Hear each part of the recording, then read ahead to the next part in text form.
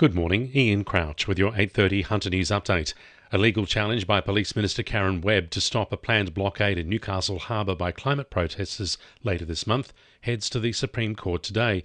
Rising tide has again applied to police to block the port for 50 hours from November 19 in a similar protest which was approved by police last year.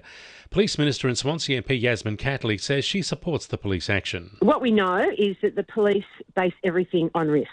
They have sat down and they have looked at the risks associated with this event, and they have said that it is not safe. And it's on that basis that they have taken this to court. So absolutely I support Karen Webb's initiative here and the police's outcome on this. Hunter Waters announces proposed changes to pricing and bills are expected to rise as part of the draft plans. It would see the water bill for the average home rise by $86 a year over 5 years. The construction of the Belmont desalination plant is the main reason for the rise. It's tipped to cost $530 million. Maintenance and inflation are also factors in the proposed increase. The proposal is being considered by the Independent Pricing and Regulatory Tribunal. An Upper Hunter farmer says he's had enough of being ripped off by the major supermarkets. Singleton producer Kevin Baldock's beef sells at market for $2.89 per kilo, but Coles and Woolworths are charging consumers roughly 11 times that price.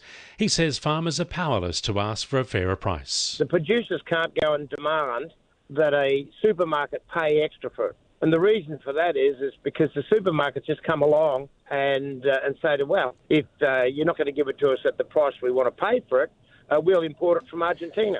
Contract workers employed in Hunter Valley coal mines will receive a welcome boost to their pay packets. Same work, same pay legislation comes into force from today. It means employers must ensure contract workers are not paid less than their permanent counterparts for the same work. The changes will also impact other sectors which employ contract staff, such as flight attendants, factory, logistics and warehouse workers. Wallsend MP Sonia Hornery says the fight to move the site of the proposed Hunter Indoor Sports Centre to another location is far from over.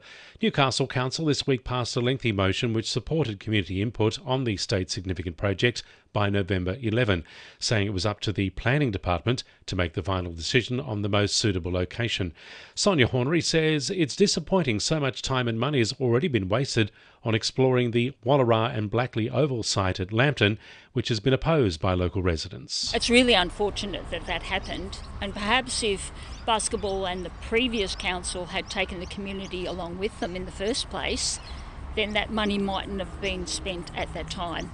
Sonia Hornery agrees the state significant development process should continue, but says it doesn't hurt to look at possible alternatives for the site in other local government areas.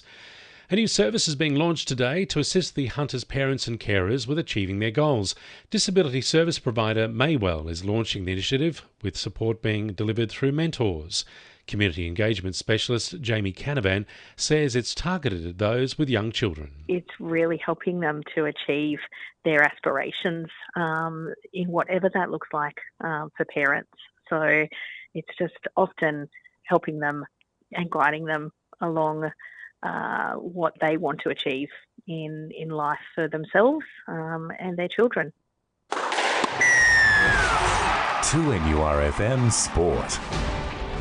Focus shifts to Cessnock for the Jets as they host the Western Sydney Wanderers in the first round of the A-League women's season.